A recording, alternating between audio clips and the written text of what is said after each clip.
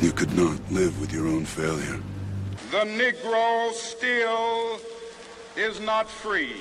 We were not brought here to be made citizens. Doctors injecting our infants with the poison. Religion misunderstood as poison. Radio and TV poison. White Jesus poison. Unconscionable. With Chuck Valentine With Chuck and Valentine With Chuck and J.O. Valentine and J.O.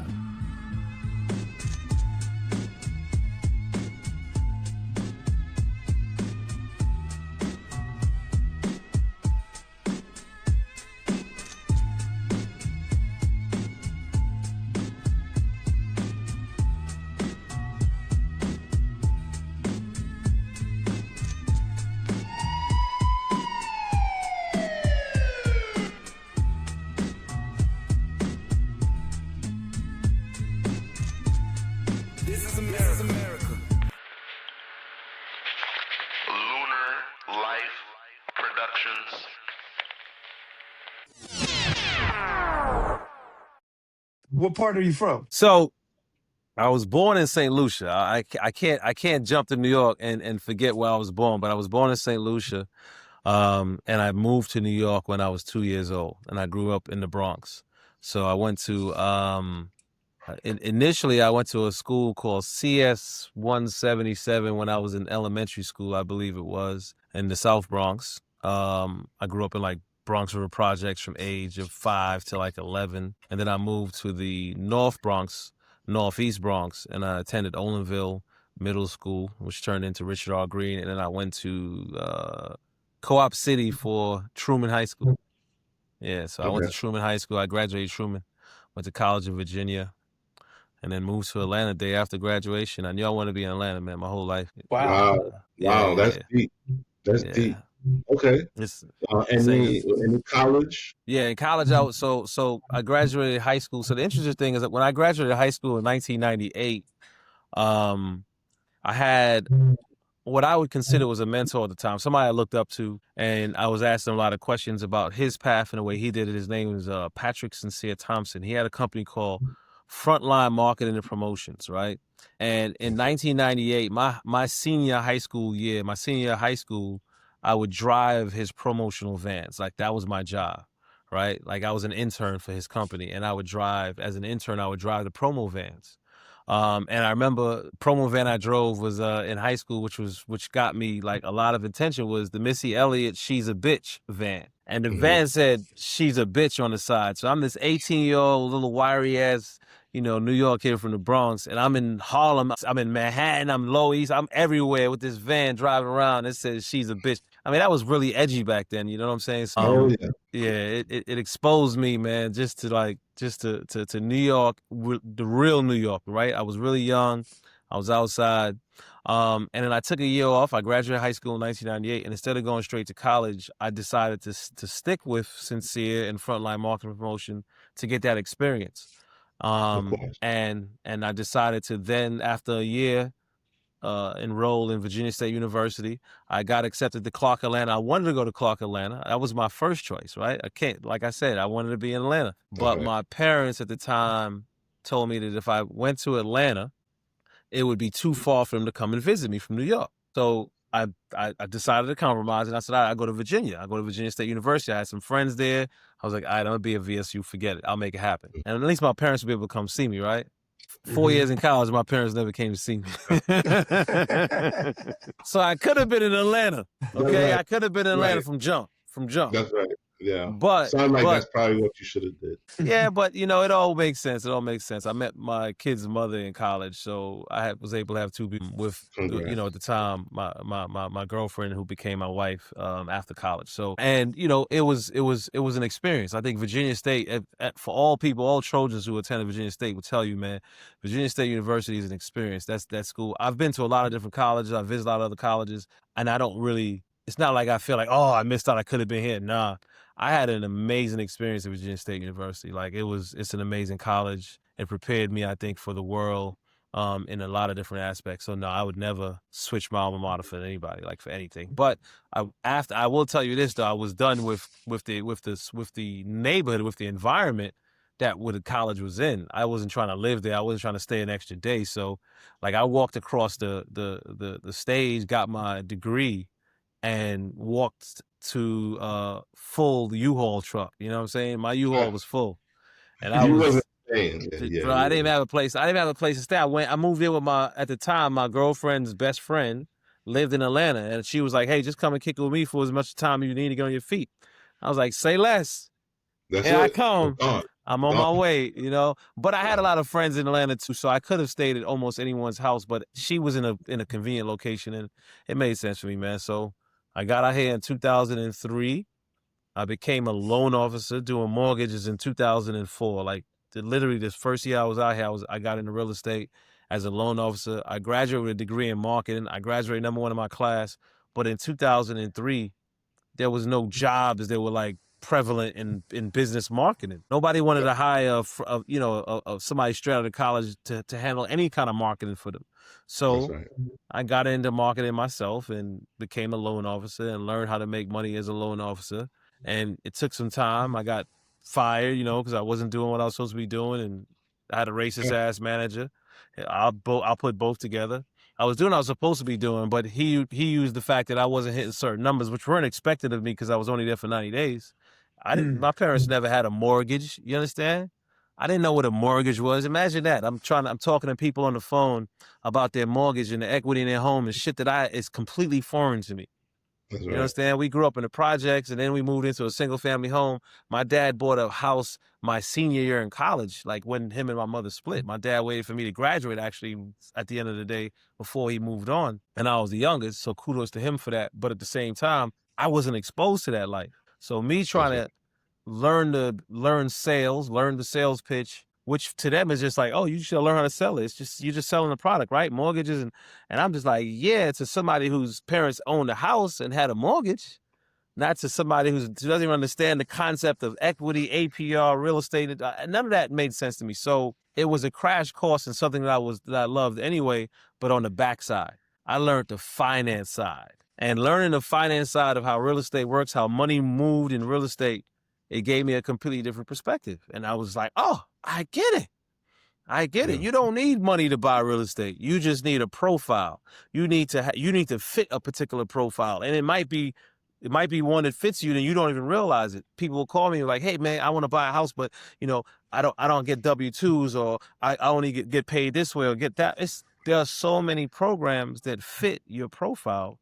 You just got to understand which ones work. Even some foreigners with no social security numbers, you know what I'm saying? You think they can't buy a house. Yeah, they can.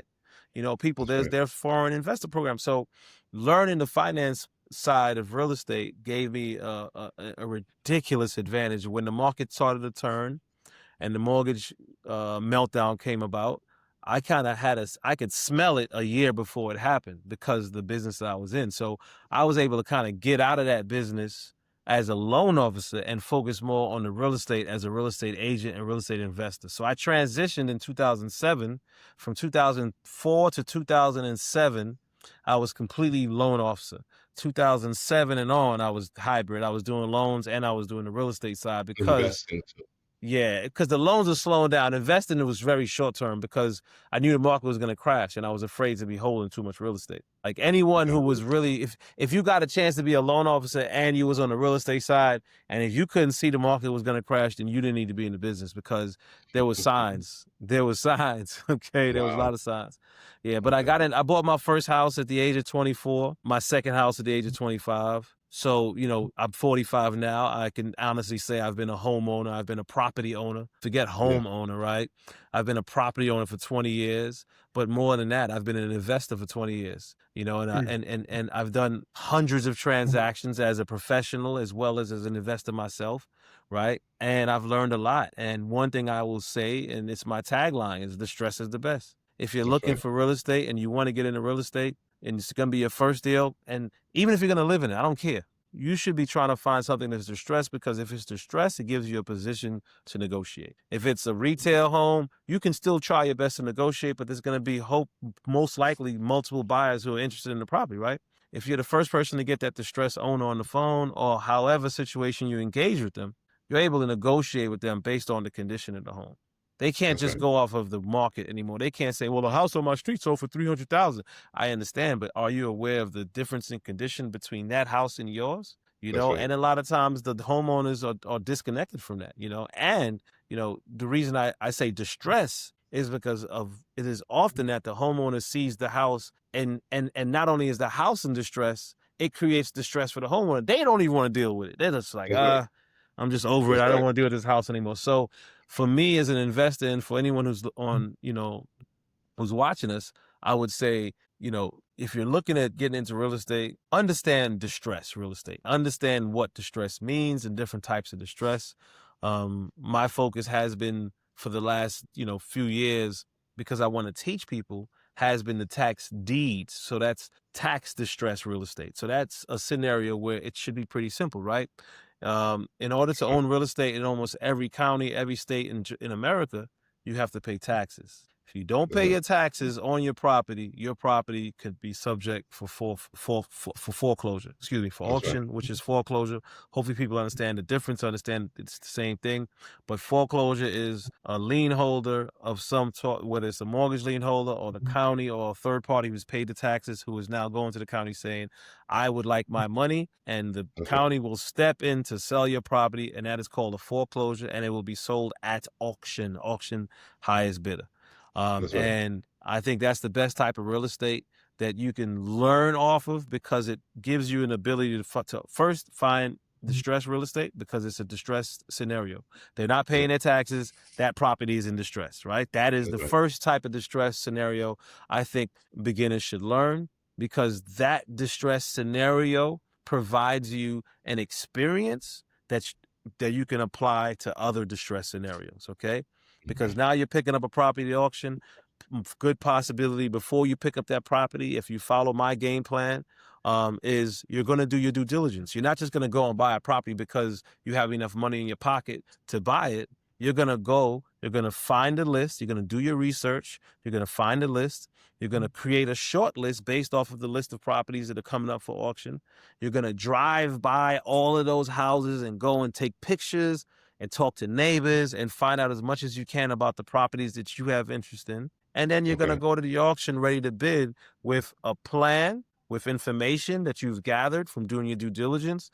That's what's going to happen. And when you do those things, it creates transferable skills that you can use in other types of distressed real estate. So I like tax distressed real estate. If you're in Georgia, if you're in the state of Georgia, if you want to come out to the auction with me, I tell my people to register at the taxdeedfieldtrip.com. You guys can help share it with your followers, but it's taxdeedfieldtrip.com. And I tell people, before you come out to my field trip, do yourself some justice. Joe, you can let them know as well, because you completed my tax deed game plan, but it's best to complete the game plan before you come to the auction, so you have an understanding of what's going on at the auction. That's right. I'm not going to say there's anything there's no stupid questions, but what we're trying our best to do is have you come out there and make the best use of your time. So if you complete my game plan in advance, then you have something to build off of when you come to the auction for the experience. So that's the field trip. The field trip experience is you're coming to the auction with me. I'm not bidding, I'm teaching. So I want everybody to come in and learn how to bid, so that we can all come together as a group and bid together as one entity. Or I can do proxy bidding for investors who want me to bid for them. Or you as an investor want to learn how to bid for yourself. I give you the tools, I give you the understanding, the mindset to go out and bid for yourself. Okay. I have a quick question. How much do you believe someone would need to have in liquid to just start? Great question. To start in tax deeds, to start in tax distress real estate, I've seen people win properties for $5,000. I've seen people win, and when I say properties, let me explain to y'all. A property could mean a property with a house on it, or it could be a parcel of land.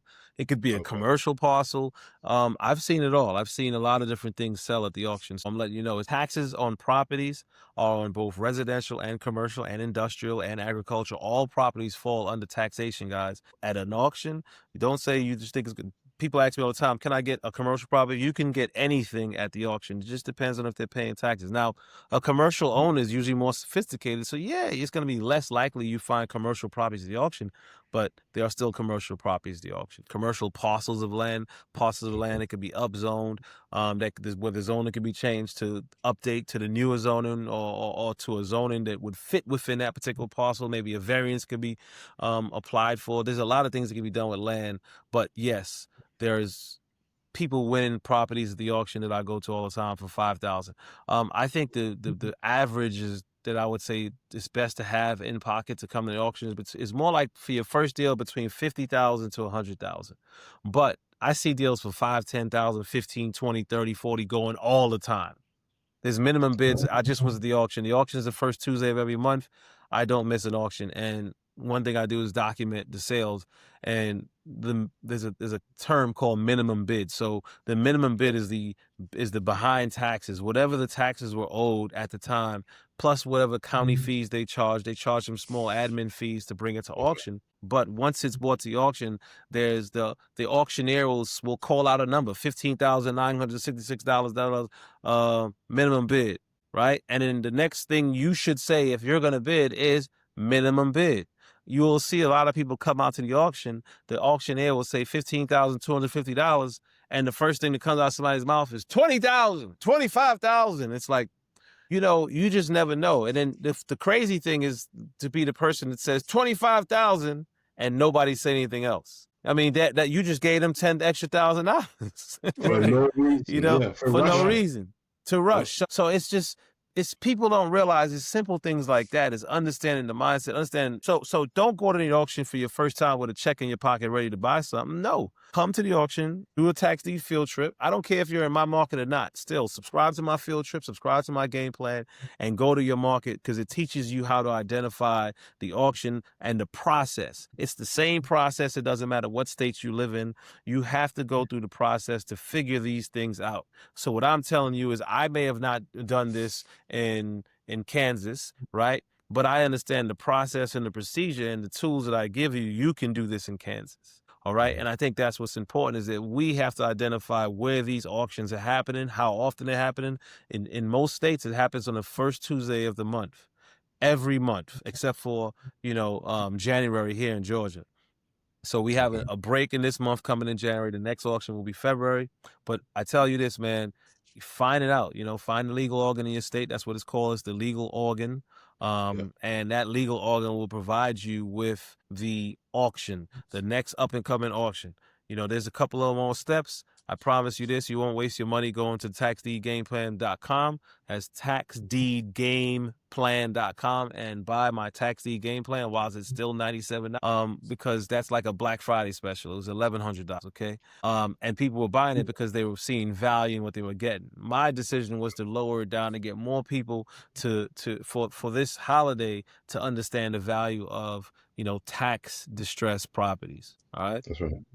So now, if you win the bid, right? And now you gave us an example of someone who would jump the gun and like over bid by 10, 15,000. Now, does the owner of that property, do they have to still pay that amount plus the 20%, even though the person who won the bid paid over $10,000 of the minimum? Yes. That's the interesting thing about the auction process. And let me tell you this, the owner had plenty of opportunity in Georgia. Let me be clear. The owner had plenty of opportunity to catch up his taxes before it got to this point. The process starts when the owner is delinquent on the taxes before, and that's when it becomes delinquent with the county. So you owe your tax to the county. You haven't paid the taxes. It's been 90 days. The county sends you out a notice. You're late. When the county notifies you that you're late, they also notify the general public that you're late. In the state of Georgia, any member of the general public can walk in and pay your taxes because they're delinquent. You just got to walk in there and pay somebody's taxes who's delinquent. And now that person owes that tax debt to you. And each month that goes by, you can charge an additional 1% interest on that unpaid balance. And if 90 days, each month you get to charge a 1% penalty. So it doesn't mean you're going to make 1% every month. But you're going to be able to cash in and it'll be 1% each month. But in addition, for tax lien purposes, every 90 days, I believe, or 120 days, this is the lien side. This is the lien side. This is not the That's deed right. side. There is no pathway to ownership by buying tax liens. There's no way for you to become the owner of the property because you paid your taxes. Not even after the redemption period. Remember, it's in the state of Georgia. It's a hybrid process. So it starts as a tax lien, Yep. and then after the tax lien, it becomes a tax deed. The way this happens is that the tax lien process starts when any third party, pays the delinquent homeowner's taxes. That's right. The delinquent homeowner has 12 months to repay that total debt. If the delinquent homeowner fails to repay the third party that paid their taxes, that third party can then go to the sheriff and say, "Hey, he ain't paid me back. It's been a year. I need my money." The sheriff says, "Okay, hold on. Give me 30 to 60 days." Because what the sheriff has to do is advertise it to the entire public, to the general public, for 4 weeks in a row. 4 weeks. It is state statute. So after he's advertised, "Hey, everybody, Joe Schmo is broke. He ain't pay his taxes, and he owed Dave." 1 week. Next week, "Hey, everybody, Joe Schmo is broke. He got 4 weeks in a row of telling everybody that you're broke and you can't pay your taxes. You have the ability to go in and pay your taxes. If you do not pay your taxes up until the day of the auction, your property will be auctioned. The opening bid will be how much? The amount 20% plus. No, the opening bid. Opening bid. The That's opening minimum, right? The amount of the tax lien that the lien holder have already paid, plus the 20%. No. Plus the 1% each plus month. no 20%. Remember, we haven't got there yet. We're on the lien side. We're on the lien side. Okay. So the third party who takes over the lien gets 1% per month. But they also are able to charge an assessment of, I believe it's a 5% penalty every 90 days that they haven't been repaid. So not only the 1% per month, they get to charge a 5% penalty.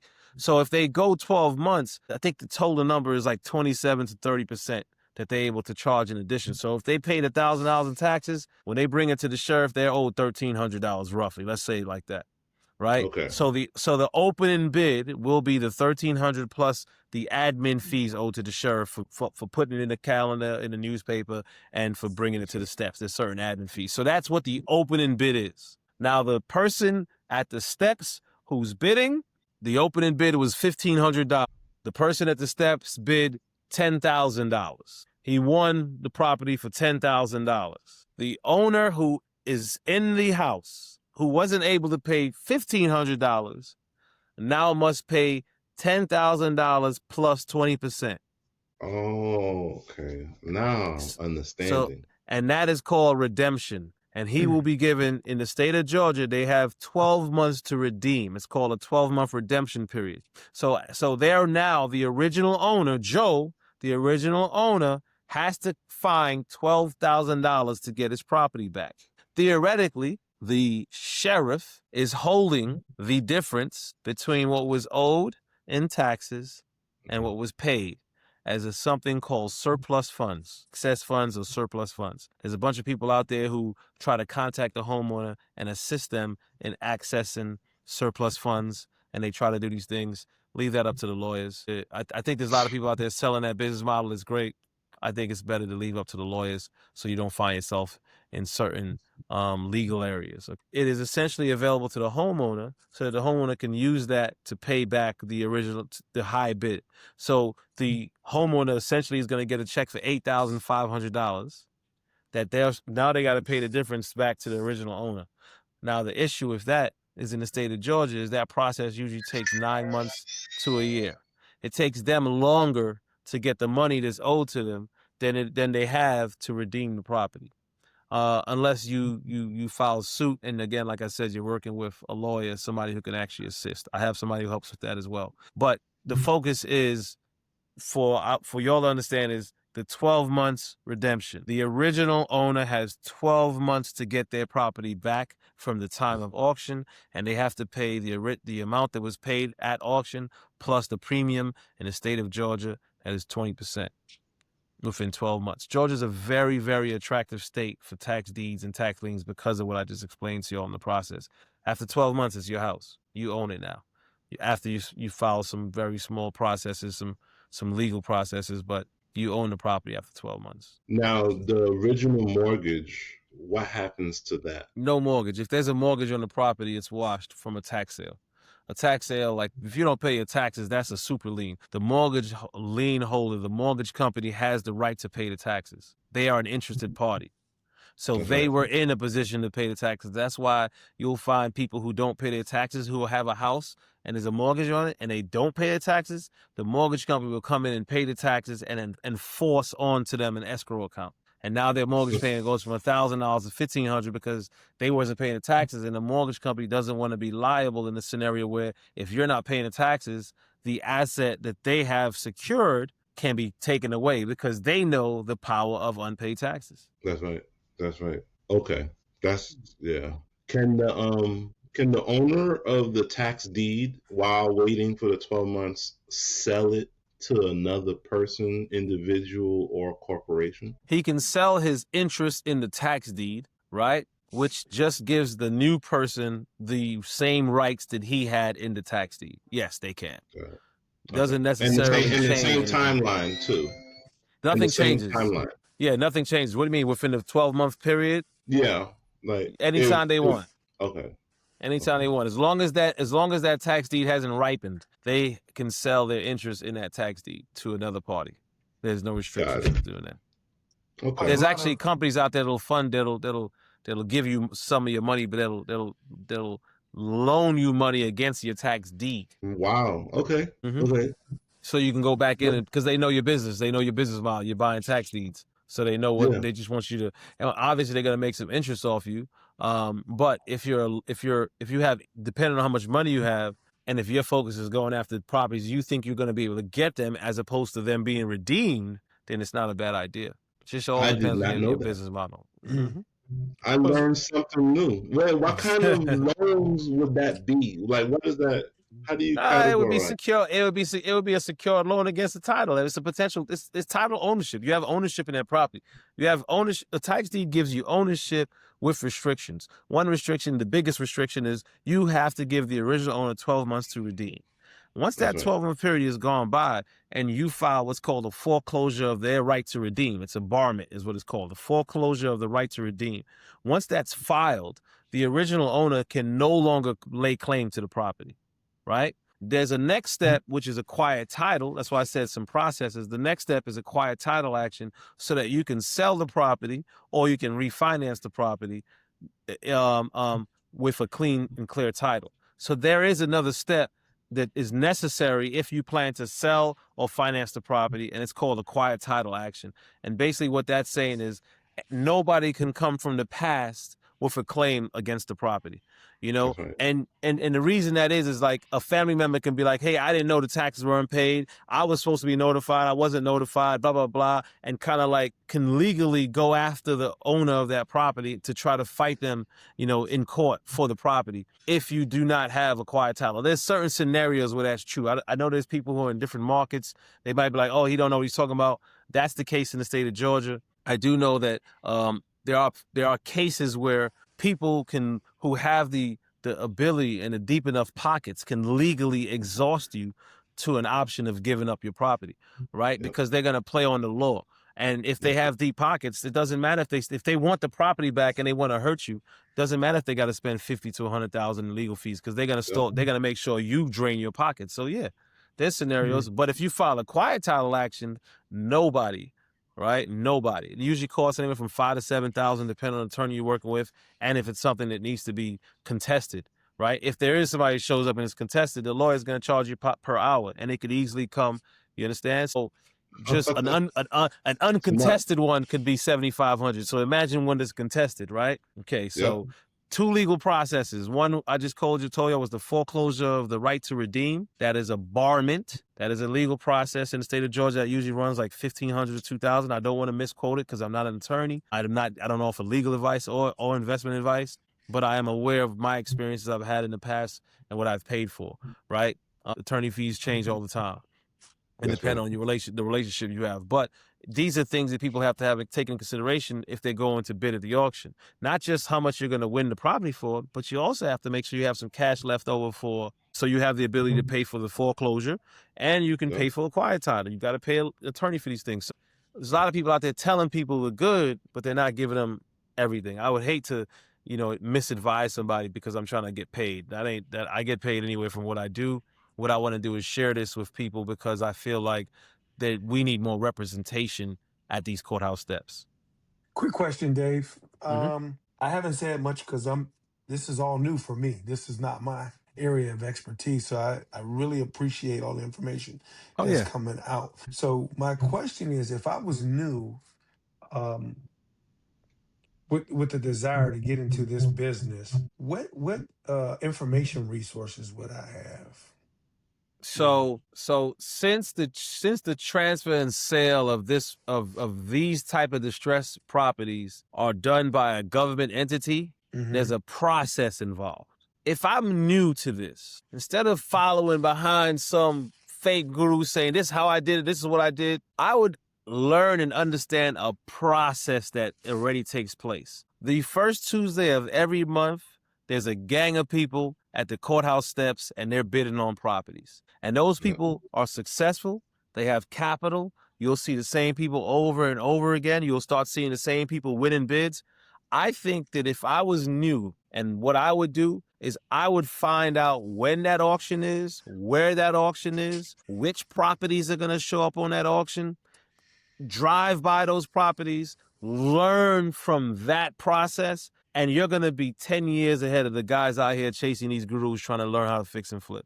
Excellent. Because this is something that worked no matter whether the economy is doing good or down. Right now, fixing and flipping, people who are fixing and flipping are holding on to some notes right now that they'd rather they weren't paying, okay? Yeah. Because they Yeah, were yeah. hoping them homes sold 3 months ago or 4 months ago. So homes are sitting on the market longer right now. It's a dangerous market to be in. But on the tax deed and the tax lien, these type of sales, this type of niche, it doesn't matter if the market is good or bad, there's always going to be opportunities in tax sales. That's right. Okay. Excellent. Cool. Yeah. So your two websites that I noted are taxdeedfieldtrip.com, Yep. where a person can come and I think you said, I guess they would go to an auction and just kind of watch you and listen to you and, just adhere to some of your teachings. And then the other one would be taxdeedgameplan.com. Briefly, what is that one again? So the tax deed game plan is the prerequisite to the tax deed field trip. Right. My Okay. suggestion is the game plan is my game plan. These are the rules and the steps that I follow before I go to an auction. And these are the rules, and this is what I suggest that anyone who wants to learn how to get into the business follows. These are the prerequisites. These are things that I tell people, like the terms you heard me mention, and the legal organ. That's how you find the list. If you know whatever county you live in, I don't care where you are from, where you live. If you live in a county, it is almost a requirement that your county has what's called a legal organ, and that is how your county notifies the general public. That is where your classified ads are. That's where the county is telling you about felons. It's telling you about new sex registered offenders, any DUIs. You'll see name changes. You'll see LLC incorporations. All of that is public data that must be given to the public in a form that they can read. So yes, it's available online, but it also has to be available via print. Okay, so that is what the legal organ is. These are the things you learn when you go through my tax deed game plan. The redemption period. Understanding what a redemption period is. The fact that is your state of tax lien, is your state of tax deed state, is it a tax certificate state, is it a hybrid, is it a redemption state? So there's lots of things that when you complete my game plan, you'll understand, oh, I need to figure this out. Now I have a game plan. Now I know what to do. And again, the price will be back up Jan 1st. I'm not playing. It's $1,100. There's no reason why people should be trying to get into this business if they're not willing to spend $1,100. And that $1,100 lets me know you're serious, lets me know that this is something you're going to be really doing. And now I can give you other offers that are going to help you be in contact with me so that no matter what market you're in, you have somebody who's going to mentor you through it. I'm not out here trying to price gouge people, but access is a thing. And right now, as I'm available, I have no problem of being available for people. But as time goes by and I get, very busy, I expect the price of access to me to go up a lot more, especially when I'm jumping on a plane flying to Africa, right? And I'm hitting gold and copper in the ground. Right. Right. Right. Okay. So, All right. Do you have any other questions, Chuck? No, I just really appreciate the time. I took a gang of notes. So my intent is to go through line by line, as well as check out the websites that is listed. Now, are you available? What platforms are you available? Besides I'm the on website? Instagram. Good question. I mean, my social media handle is Dave the Broker. So Dave THE Broker, BROKER, Dave the Broker. It's very simple. You can find me on TikTok with the same handle, as well as LinkedIn. My name is Dave Alleyne, Dave ALLEYNE. You can find me on LinkedIn as well. So yeah, I think a lot of people who probably come on here probably don't, who big on social media aren't really spending enough time on LinkedIn. I do have a presence on LinkedIn as well, right? So yes, you can find me on LinkedIn. You can find me on Facebook. You can find me on Instagram. You can find me on TikTok.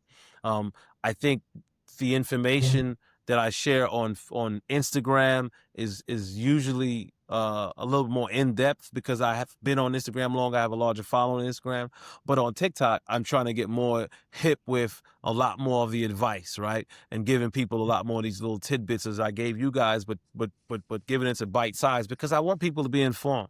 I want them to know what's going on. I think there's a lot of information going on out there, and good and bad, there's a lot of information, and I would just like to add to it by providing good information that people can hold on to and they can apply. Awesome. So there you have it, Dave the Broker. That's Everything it. you need to know about tax liens versus tax deeds, distressed real estate, learning the Yes. finance side, finding a Yes. profile for buyers. Correct. Don't forget the Correct. 12-month redemption period.